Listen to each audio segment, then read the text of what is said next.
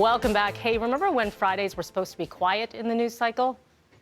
No, not today. Definitely not today. Mike Eppel on board with this one, too. We've got a lot going on here on the markets reacting to some COVID-19 concerns here. Mike, good morning. Yeah, good morning. The markets are in a free fall a little bit here this morning. Melanie, with this variant of concern leading to a sell-off for world stocks, what's happening this morning is the fact that the U.S. was closed from a trading standpoint yesterday for American Thanksgiving. Today, it's open for a half day. A lot of traders are off for a 4-day weekend. The computers are in control. They work on algorithms. They see a headline about a variant of concern, and that just leads to the sell button electronically being pushed. So the Dow Futures Index this morning is down over 800 points. The European benchmark stock indexes are down over 3% each right now.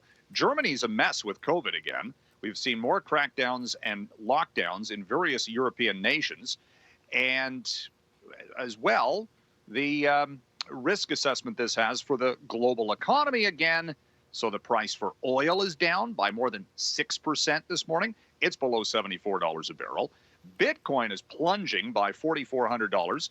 It's hovering around 54 grand. It's about 20% below its recent record. So it's in a bear market.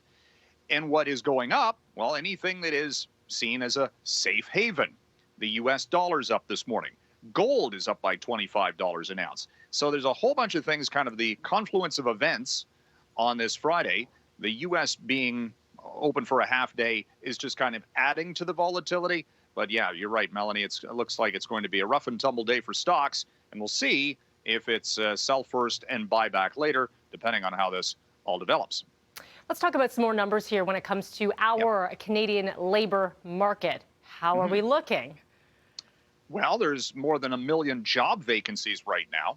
There's just a statistic coming out of Ottawa that indicates how tight the labor market is, why wages have to go up to attract workers.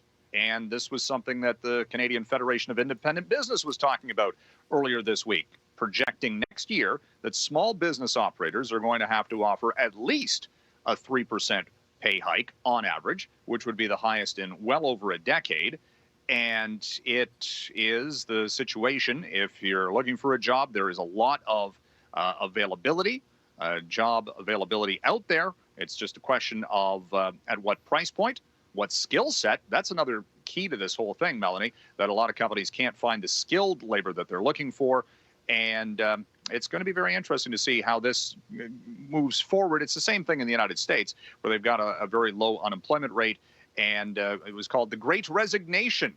I think, was it September or October, where 4 million Americans just quit their job because they thought, well, I'm going to find something else that might be more suitable to what I want to do. So, Mike, I want to get to this last story. Chapman's ice cream has been making headlines as of late. They introduced a vaccination policy, basically as incentive for people to get vaccinated. They get some extra dough.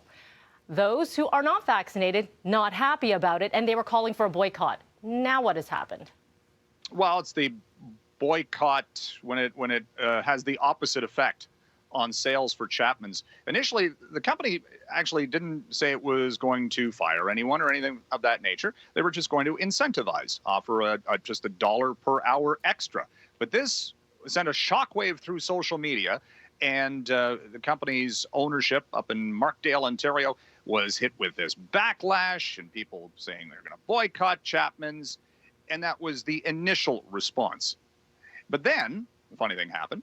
The flip side was that a whole bunch of people went, wait, that sounds like an awesome policy, and we're going to support Chapmans. And hashtag I stand with Chapmans went on Twitter, and up sales went for the company. And they're now saying that the positive response has been something like 20-1 to the original negativity. So it's, companies have to, and it's regardless of whether it's a small business or a large-scale operation, government operations, you have it. What you have here is immediate social media response to some of these things. But the flip side can be also a positive, certainly in Chapman's case, by the looks of things, for sales. There you have it. All right, Mike Eppel, have yourself a wonderful weekend. Thank you. Thank you. You too.